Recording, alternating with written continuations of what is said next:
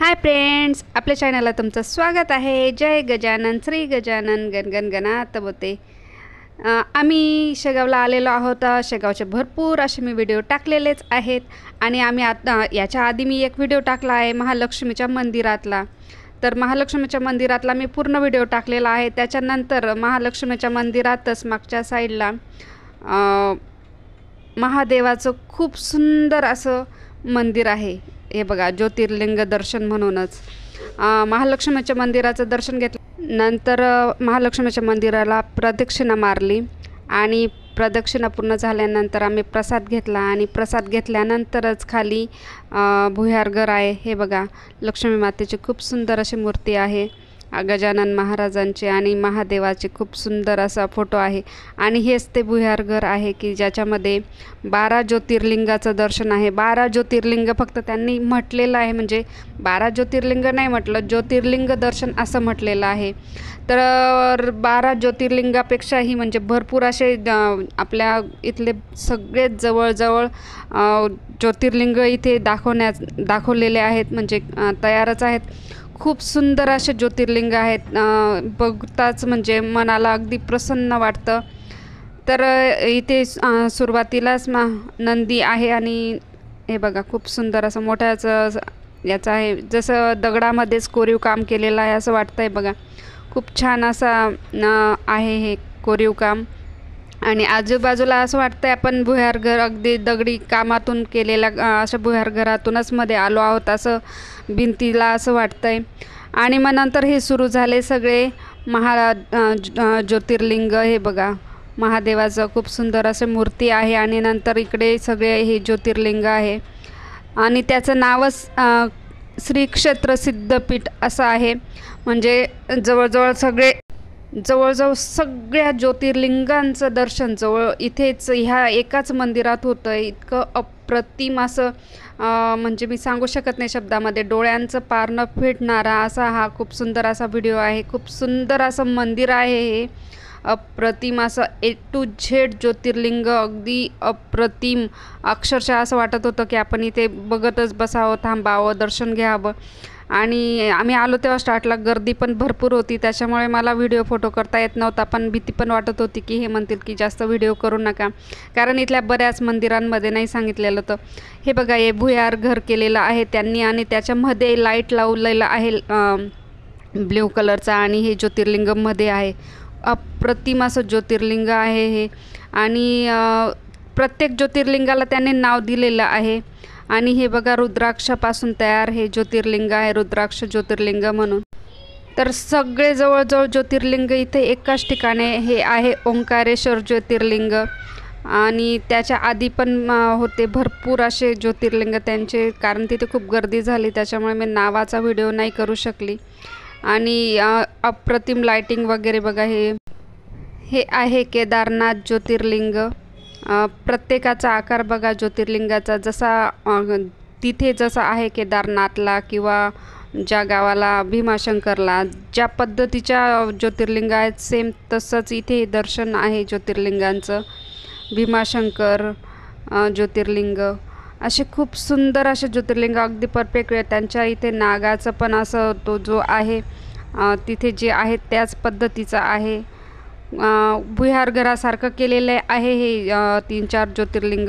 आणि हे बघा, त्याच्याच पुढे अगदी मागे खूप असा भुयारघर केलेलं आहे त्यांनी आणि त्या भुयारामध्ये ज्योतिर्लिंग आहे। त्याचं नाव म्हणजे खूपच मागे असल्यामुळे ते नाव आणि व्यवस्थित आलेलं नाही, त्याच्या पाठीमागेच हे बघा, खूप मध्ये मला आश्चर्य वाटतं की हे पूजा करायला कसे जात असतील, कारण तिथे फुलं वगैरे ठेवले, म्हणजे रोज तिथे पूजा होतेच त्यांची, एवढ्यामध्ये कसं काय जाऊ शकतील, कारण खूप छोटी जागा आहे तिथे, इतक्यामध्ये गेले असतील ते पूजा करण्यासाठी।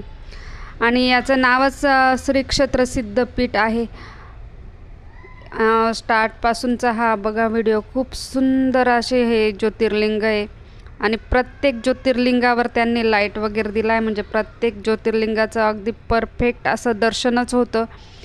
अगदी डोळ्यांचं पार न फेडणारा असा हा व्हिडिओ आहे। खरंच अप्रतिम असं पूर्ण ज्योतिर्लिंगांचं दर्शन एकाच ठिकाणी आहे।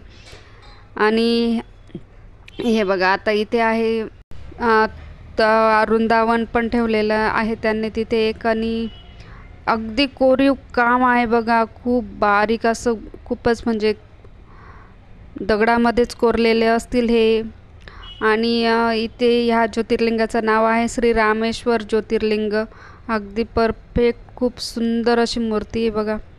आणि इतकी साफसफाई, इतकी स्वच्छता होती की आजूबाजूला काहीही घाण नाही, काही नाही. इतकं सुंदर असं साफसफाई आहे इथे.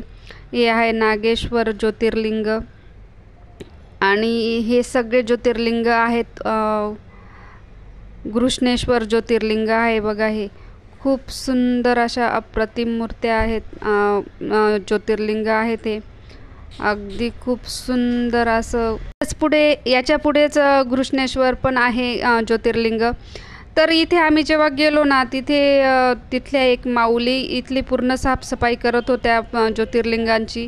प्रत्येक ज्योतिर्लिंग अगदी पाण्याने अगदी स्वच्छ घासून पुसून, अक्षरशः निरमाचा वापर करून पूर्ण आजूबाजूचा एरिया अगदी ब्रशने घासून अगदी स्वच्छ केला होता. कारण बरेच जण पूजा वगैरे करत असतील, तेल तूप वगैरे असं काय टाकतात, तर बहुतेक म्हणजे तुपाचा वगैरे वापर करतात, काही टाकतात, तर मग ते बऱ्याच वेळेस ज्योतिर्लिंग खूप खराब होतात. तर मग ते अगदी घासून पुसून अगदी स्वच्छ करत होत्या त्या माऊली ते ज्योतिर्लिंग. खरंच अप्रतिम अशी साफसफाई, डेकोरेशन आणि कोरीव काम, अगदीच खरंच डोळ्यांचे पार न फेडणारा अनुभव आहे की म्हणजे खूपच सुंदर आहे. आणि आता जे हे दाखवते मी हे ज्योतिर्लिंग, तर याच्यावरती सुद्धा आहेत 3 वेगवेगळे ज्योतिर्लिंग. आणि त्याच्याच वरती नागाचे आहेत बघा मूर्त्या वगैरे. तर त्या नागाच्या मूर्तीमधून हे अर्धनारी नटेश्वर ज्योतिर्लिंग आहे. तर त्या नागाच्या ज्या आहेत त्यांच्या तोंडामध्ये त्यांनी असे छोटेसे पाईप टाकलेले होते आणि ज्योतिर्लिंगावर त्याचं जसे पाण्याचे थेंब पडत होते, म्हणजे ते अभिषेक होत होता त्या नागाच्या तोंडामधून प्रत्येक ज्योतिर्लिंगावर. अगदी अप्रतिम आहे. म्हणजे मी व्हिडिओमध्ये दाखवू नाही शकत, बऱ्याच गोष्टी व्हिडिओमध्ये येत नाही. तर तिथे जेव्हा प्रत्यक्ष बघतो आपण तेव्हाच ते समजतं की खरंच अरे बापरे काय सुपर आहे हे. तर ते नागाच्या तोंडामधून जेव्हा ते पाणी पडत होतं तर अगदी सुंदर असा देखावा आहे तो. तर व्हिडिओमध्ये अगदी क्लिअर आले नाही कारण तिथे सगळे लाईट चालू होते, त्याच्यामुळे ते काहीच कळत नव्हते. लाईटांमुळे काही लक्षातच येत नाही. पण जेव्हा आपण प्रत्यक्ष बघतो तेव्हा खरंच अप्रतिम असा हा देखावा आहे. हे बघा, हेच आहे ते मी जे तुम्हाला सांगते की नागाच्या तोंडामधून पाण्याचे थेंब पडत आहे आणि प्रत्येक ज्योतिर्लिंगाचे अगदी अभिषेक होतो आहे तो. तर हेच आहे बघा, ते खूप सुंदर असं हे बघा. पण ते लाईटांमुळे मला तो अगदी क्लिअर व्हिडिओ कळालाच नाही, म्हणजे लक्षातच आलं नाही, घेता नाही आला तो व्यवस्थित, कारण ते ड्रॉप दिसतच नाही आहे तिथे. असा खूप डोळ्यांचं पारणं फेडणारा हा व्हिडिओ आहे. खरंच खूप सुंदर असे बघा, भरपूर लोक असे आलेले आहेत. आणि स्टार्टला लक्षातच येत नाही आहे की तिथे पाणी पडतं आहे म्हणून.